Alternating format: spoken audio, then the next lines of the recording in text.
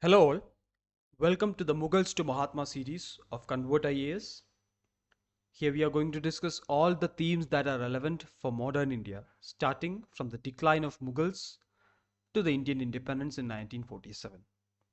So the history is an ongoing process. It doesn't have any artificial breaks. We create artificial breaks to understand history in a better way. One such break is the year 1707. This year marks the death of Aurangzeb. And this officially marks the decline of Mughal Empire as well. Along with the death of Aurangzeb, there are n number of factors that has led to the decline of Mughals. We'll see all of them in this video. Now this will help you to increase your analytical knowledge because UPSC in the prelims can ask analytical questions. For example, this particular thing led to the decline of this. Statements can be framed like that. This will also help you to enhance your factual knowledge, because you can have questions like match the following, chronological arrangement. For that you need factual knowledge. So this video is designed in a way that your analytical as well as factual knowledge get enhanced in the theme of decline of the Mughals. So I've already told you 1707 is a breakthrough year. Now how did we reach 1707 is something that you have to understand first. Now every dynasty rises and declines. So it's like a wave. There is a starting point, then it will reach its peak and then it will come down. The starting point here is 1526. This is the year in which Babur established the Mughal Empire. Before that we had the Delhi Sultanate. So Delhi Sultanates had many sultans, many dynasties, and the last one was the Lodi dynasty, and the last emperor was Ibrahim Lodi. So Ibrahim Lodi was defeated in the first battle of Panipat in 1526. This battle of Panipat is something that is very important. You will come across that during the reign of Akbar, and you will come across that during the reign of the British as well, in the Maratha time as well, in the last phase. Now 1526, Babur established the Mughal Empire. He led only for a brief time, 5 years. Then he died. Then came his son Humayun. He started from 1530 and he had a reign till 1540. But there is a break. This break is very important, 1540 to 1555. This is the time when another Afghan ruler named Sher Shah came into the picture. So these Mughals are Timurids. They are Central Asians. Their background is Timur. Timur is a great invader. UPSC has asked about Timur in the past. So Mughals had Timur from their mother's side. So they are Timurids. They also has Genghis Khan from their father's side. So that's their lineage. Sher Shah is from the Afghan lineage. And Sher Shah ruled this brief span of time. It was a very good administration with a lot of reforms. Something like the Grand Trunk Road was constructed during the reign of Sher Shah. Then Humayun will come back. After the death of Sher Shah, Humayun will come back. That is just for 1 year, 1555 to 1556. Then you have the peak of Mughal Empire. This is the time period, 1556 to 1605. So UPSC very often asks about Bhakti saints like Kabir. Kabir is a contemporary of Akbar. Now this is something that you have to keep in mind when questions like that come. See the reign of Akbar. It spans for almost 50 years. See the reign of Humayun. It's just 1 year here and 10 years there. Babur just 4 years. So when we ask about contemporaries, it is always about long time periods. And Akbar is one such person. So this is the peak of Mughal Empire, and it will start to decline from the time of Jahangir. So declining is not a sudden process. It's an ongoing process. That's why I'm explaining it like that. The Jahangir and Shah Jahan, these are two emperors who had a very luxurious amount of money in their hand, and they had a similar lifestyle. Take the case of Jahangir. Jahangir is known for his paintings. Take the case of Shah Jahan, is known for architecture. So nobody has to say anything. Taj Mahal is there in front of everyone even now. So you know how Jahangir was interested in architecture. Even the city of Shah Jahanabad, the old Delhi that you see now, with the Jama Masjid, the Red Fort, everything is constructed by Shah Jahan. Then you have Aurangzeb. Now this is a time period in which decline starts at full scale. So death of Aurangzeb is one reason. So we have to address that. Second is the policies of Aurangzeb itself. And they are multifold. Now we'll go to the policies of Aurangzeb one by one. Now this can be a mains answer also. So keep the analytical part in mind always and understand the factual part. The first reason is the Deccan conquest of Aurangzeb. Aurangzeb had an ambition to consolidate the subcontinent.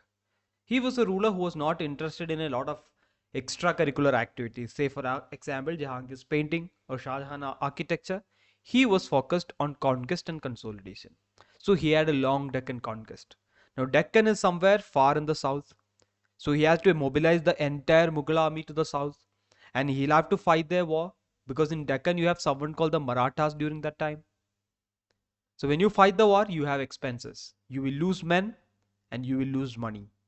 So the Mughal army and the Mughal Empire gets weakened. First reason. Second, you have strong adversaries like the Marathas. So if you take the map of India in 1750s, Marathas is the biggest dynasty. They have extended from north to south. If there was no Hamad Shah Abdali and a third war of Panipat in 1761, Marathas would have ruled India. They would have replaced the Mughals. But it didn't happen. So Marathas were a strong rivalry. They were strong rivals to the Mughals during Aurangzeb's time. This is the second reason. Now there are policies of Aurangzeb, the religious policy. Now religious policy is always very important when it comes to a king. Why do you think Akbar started a religion called Din Ilahi? Akbar had a religion called Din Ilahi. Din Ilahi is about universal peace. Or take the case of Ashoka. He had something called the Ashoka's Dhamma. And both Akbar and Ashoka is considered to be the greats. Akbar the Great and Ashoka the Great.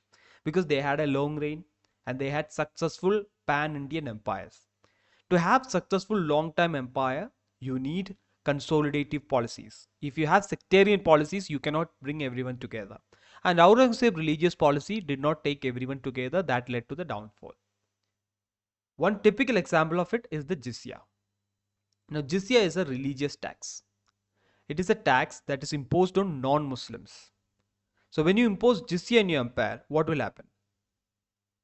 There will be dynasties who are headed by non-Muslim princes. They will have to pay this tax and they will have to be answerable to their subjects as well.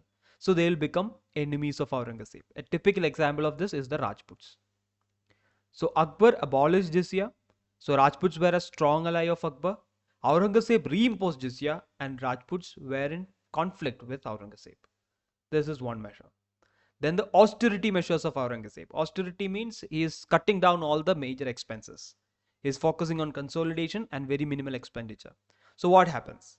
India is a country that is known for its economic riches. It is known for its artisans, its craft, and everything is dependent on patronage. Now when you cut this, when you are following an austerity measure, it leads to a decline of trade, it leads to a decline of artisan class, it leads to a decline of overall economic activity.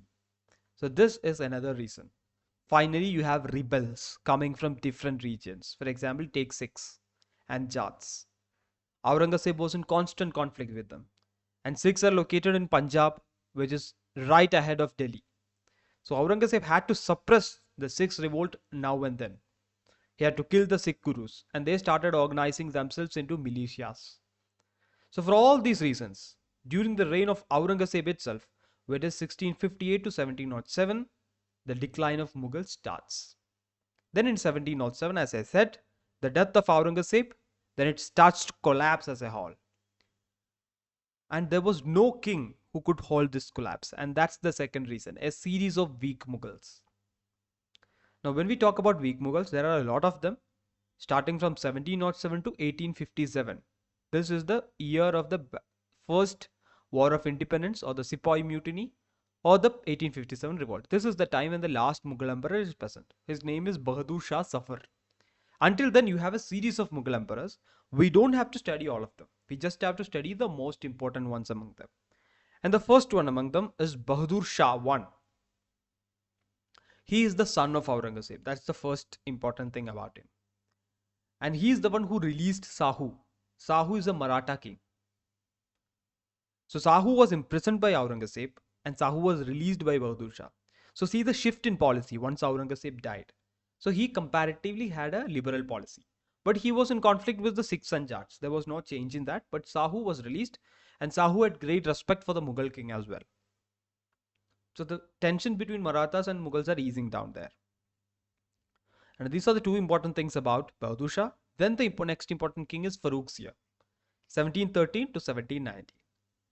Here there is a king who comes in between. His name is Jahandar Shah. You don't have to study Jahandar Shah. The only thing about Jahandar Shah is Jahandar Shah was killed by the nobles.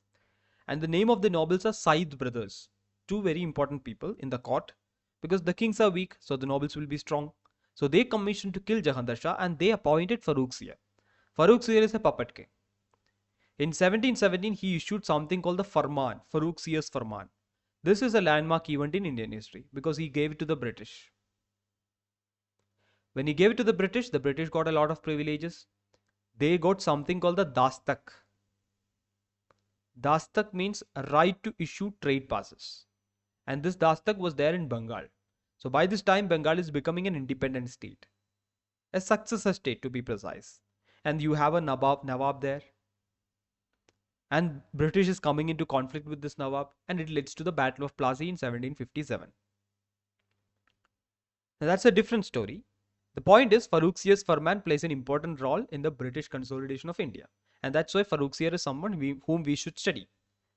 And he was killed by the nobles. Who? The Said brothers. I've already told you who the Said brothers were. They blinded him and killed him in 1790. And then came Muhammad Shah. There is a twist here. Muhammad Shah, he kills the Said brothers in 1720. And then he rules for a long time, 1719 to 1748. And he has a nickname called Rangila. This is because he had a very luxurious lifestyle. So Muhammad Shah, the king who is known by the name Rangila, is Muhammad Shah. He is the one who had a long reign, and it is during his time we see the Battle of Karnal. This is the battle that the Mughals fought with Persian Emperor Nadir Shah. Nadir Shah looted the Mughal Empire. We will study this as a separate reason now.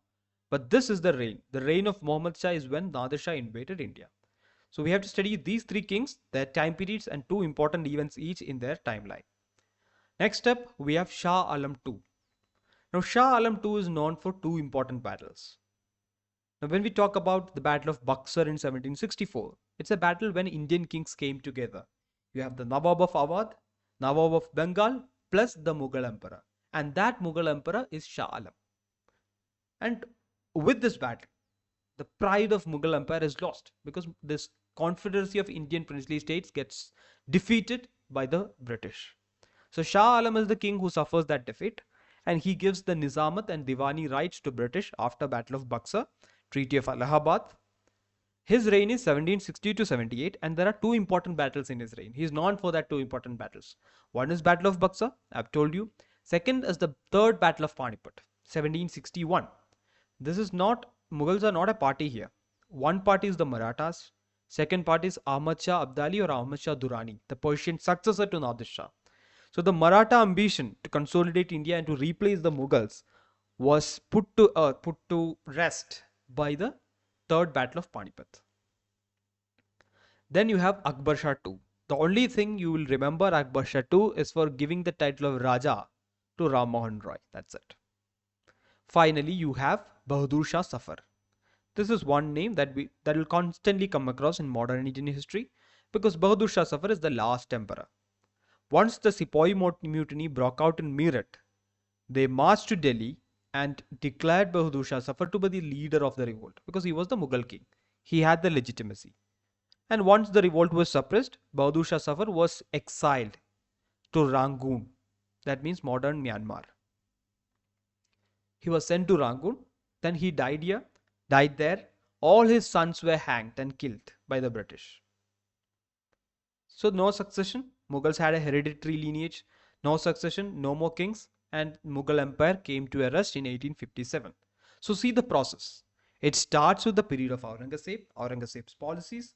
Then with the Aurangzeb's death, there is a series of weak Mughals and it comes to rest in 1857. This is the classical decline of an empire.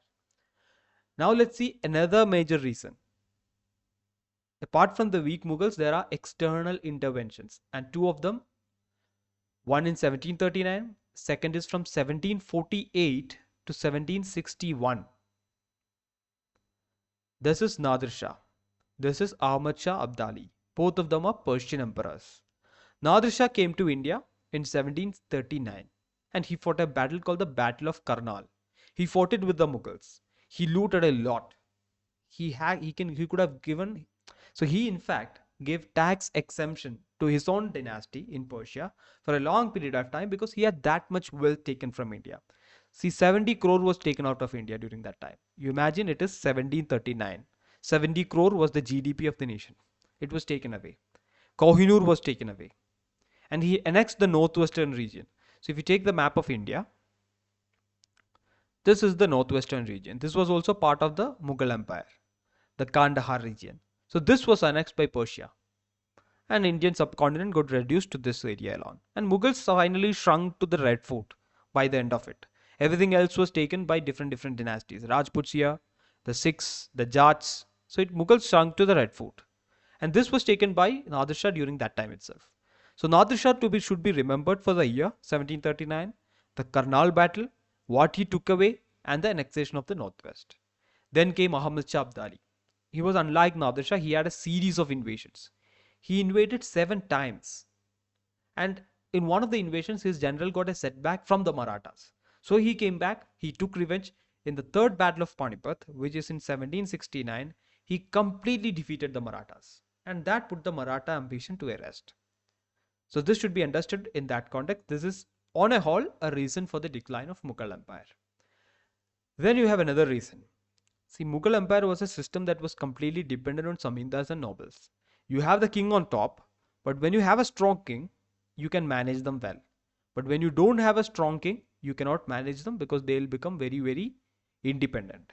Now Mughal Empire worked on 2 systems. One is the Mansabdari, second is the Jagirdari.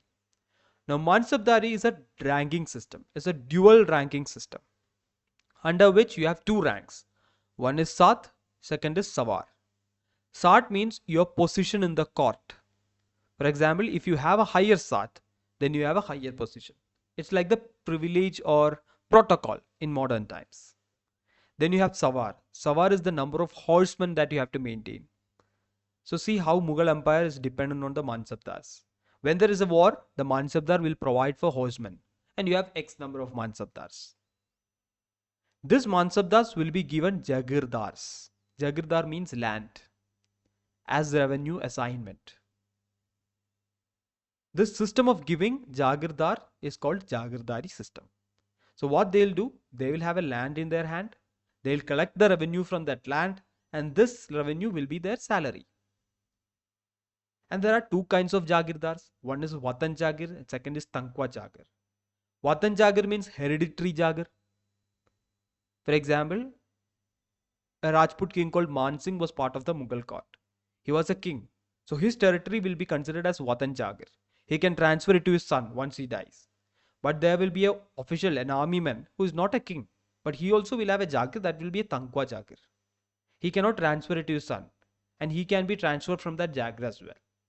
Now this system you should keep in mind.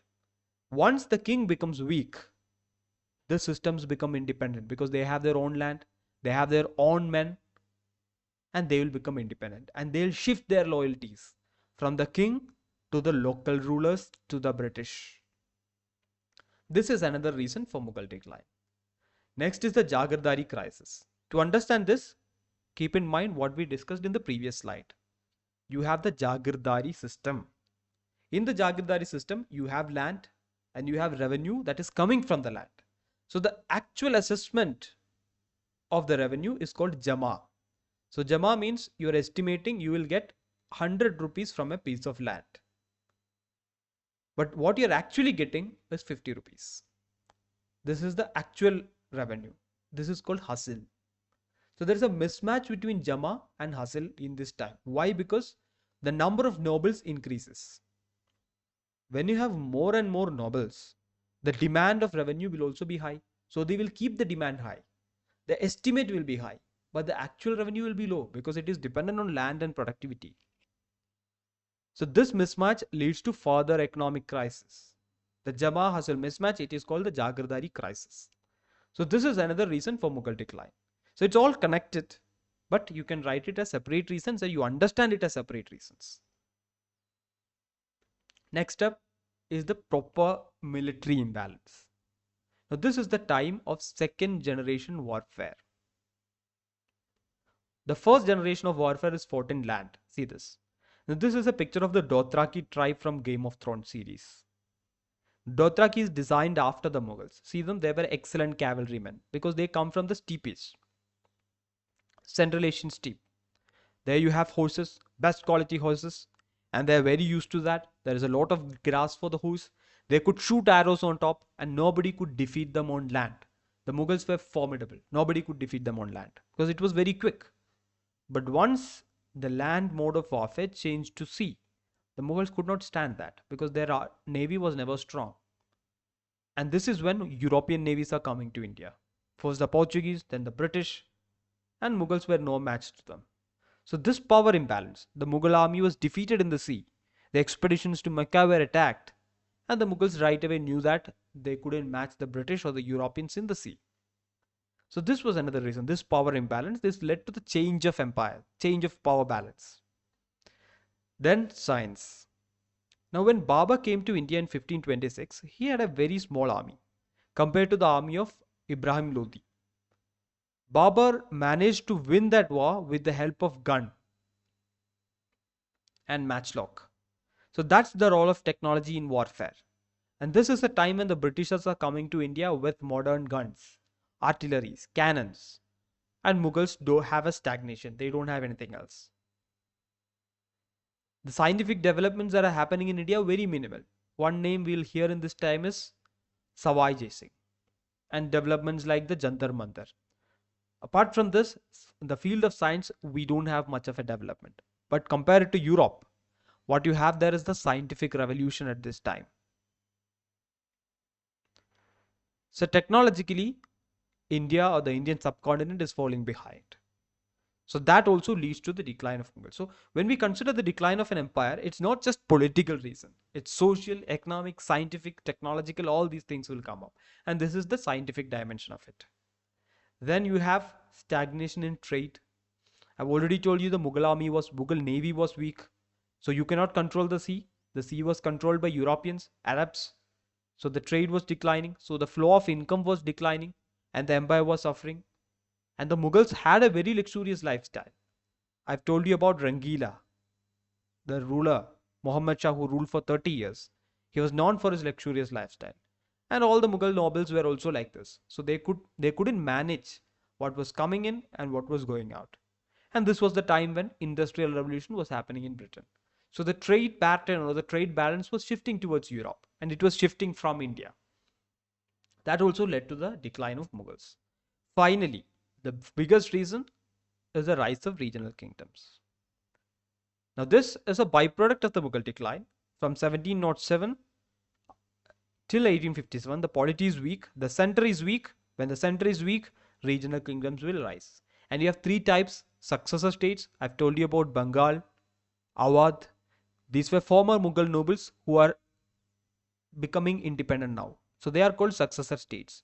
They accept the Mughal sovereignty. Then you have independent states. For example, take the case of Tipu Sultan, the Mysore state, or the Rajputs. They are not accepting the Mughal sovereignty. So they are becoming independent. Then you have the rebel states. These are Jats, Marathas. So the polity is getting weaker and weaker. So you imagine India like this. Mughal Empire was controlling India like this. Then they shrunk, and by the time the 1857 revolt is fought, their power is just within the Red Fort. And that's the decline of the Mughal Empire. So I hope the story is clear, the analytical part is clear, and the factual part is clear. Now if you have a match the following question or a chronology based question or an analytical question from this theme, you should be able to answer that. We'll come up with another theme in the Mughal to Mahatma series. Thank you for listening.